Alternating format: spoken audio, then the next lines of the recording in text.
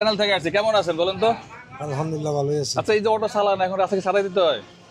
না আমরা তো চালাতে পারি না, রাস্তা মেন রোড উঠতে না। ওঠে না না? আগে আগে কি ছাড়তে দেওয়া লাগছে অনেক সময়? আগে তো বান্তি হিসাবে টিয়া রাখছে। আচ্ছা আচ্ছা। আর যাই হোক, এখন রাষ্ট্রের কি অবস্থা? দেশের নাগরিক হিসাবে খোঁজ খবর রাখেন? এটা কি তা কইতে হবে দাদা? পারেন না না? রাখেন না কোনো? না আমরা আচ্ছা, সামনে একটা নির্বাচন আসতেছে, জি একটা ভোট তো দিবেন না? অবশ্যই। আচ্ছা, এই ভোটটা কেমন দলকে দিয়ে ক্ষমতায় পাঠাইতেছেন রাষ্ট্র চালাবার জন্য?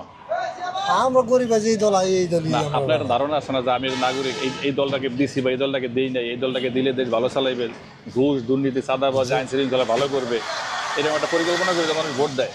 আপনার কেমন প্রার্থী পছন্দ? ধরুন জামায়াত আছে, বিএনপি আছে, এর মধ্যে কারে পছন্দ করবেন?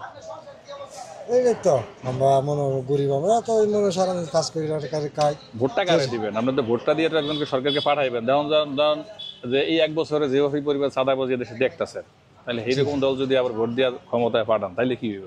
এটা বোঝা লাগবে না? এটা তো এই পরিস্থিতি। এই পরিস্থিতি, এই জন্য তো জিজ্ঞাসা করতেছি যে আপনাদের মতামতটা কি, কি ধরনের প্রার্থীকে ভোট দিতে চান? আমরা যেই দল লাগবো এই দলই আমরা ভালো, গরিবের লাগে বুঝছেন। মানে আপনি এখন নির্ধারণ করেন না যে কারে ভোট দিবেন? না আচ্ছা, ঠিক আছে। আমরা আছি। কোন এলাকার ভোটার আপনি? আমি এলাকার ভোটার। এই এলাকার ভোটার। জি। সামনে নির্বাচন আসতেছে, হ্যাঁ, সরকার কোন দলের সরকার ক্ষমতায় পাঠাবেন? জামাত। কেন জামাত পাঠাবেন?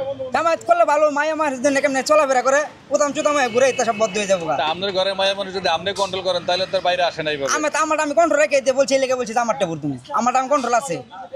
অনেক কাছে কন্ট্রোল রাখতে পারে না। আশা করেন যে জামায়াত আসছে ঘুষ দুর্নীতি চাঁদাবাজি এরকম বেহায়া চাঁদাবাজ এটা বদ্ধ, এটা চলো, কিন্তু মহিলা যেমন চলাফেরা করে এটা তো বদ্ধ হইব।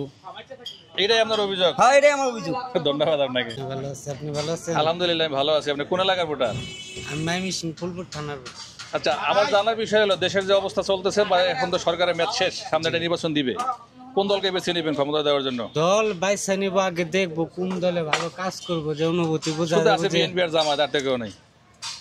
আছে বিএনপি জামাত, তারপরে আরো আছে, যদি ভালো লাগে যেকোনো এক দলে দিয়ে দিব। এনসিপি? এনসিপি না, বিএনপি জামাতে যারে ভালো লাগে এক দলে দিয়ে দিব, তার বলার কিছু নাই। এখন বলতে চাচ্ছেন না? না, যখন মাঠে লোকজন যাইব, যার জনমত বেশি সেই দিক তাকে দিয়ে লাগবেন নাকি? আল্লাহ, আপনি বলবেন? হ্যাঁ, আচ্ছা, ঠিক আছে।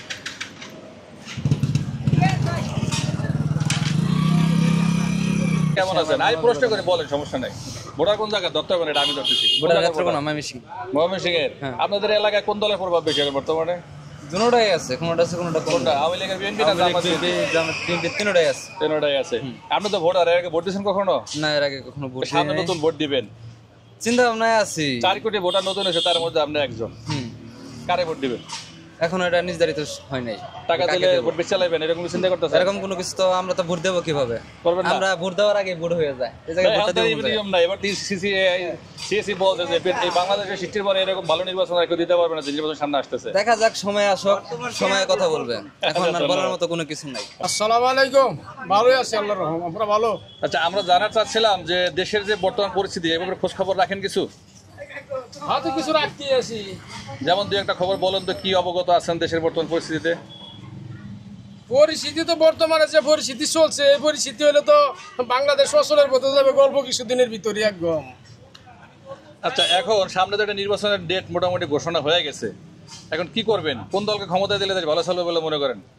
আমার দলটা আমি এরকমই চাই যে এই এরশাদ সরকারে বড়ই গাছ লাগাই থয়েছিল, পরে ফকরুদ্দি চাচা যাইয়া 2 বেডিরে ওই তেতই গাছে বড়ই খাওয়াই আনছে। তেঁতুল বিচি খাওয়াইছিল। এরকম একটা রাজার দরকার, বাংলাদেশটা শাসনের ডান্ডা ঠিক এখন তো বিএনপি আর জামাত ছাড়া সামনে নির্বাচনে কেউ দেখতে পাচ্ছি না, দুইটা দলই আছে। এই দুই দলের মধ্যে কারে বাঁচবেন আপনার এই আকাঙ্ক্ষা পূরণ করার জন্য?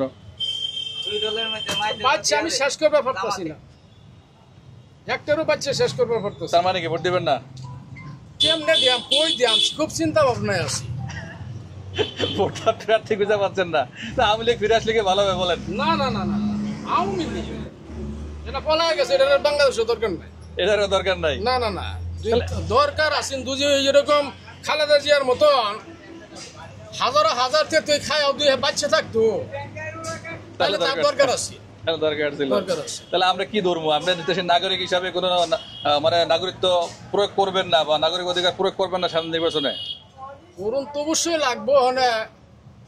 আপাতত বলতে চাচ্ছেন না? আচ্ছা, ধন্যবাদ আপনার। কেমন আছেন? আসছি ভালো মন্দ মিলে কোথাকার ভোটার আপনি? আমার বাড়ি কিশোরগঞ্জ। আচ্ছা, সরাসরি জিজ্ঞাসা করি, সামনে সংসদ নির্বাচন আছে, বিএনপি আর জামায়াত আছে মাঠে, কারে ভোট দিবেন? কাউরে দিব কেন দিবেন না? আমার 6 জন আমাদেরকে। একটাও সবাই জানা, তাহলে কে আওয়ামী লীগ ফিরাজটা ভালো হয়? না না, আওয়ামী লীগ পিরাজ এটাও চাই না। তাহলে আমরা রাষ্ট্র চালাবেন কারদের দিয়া?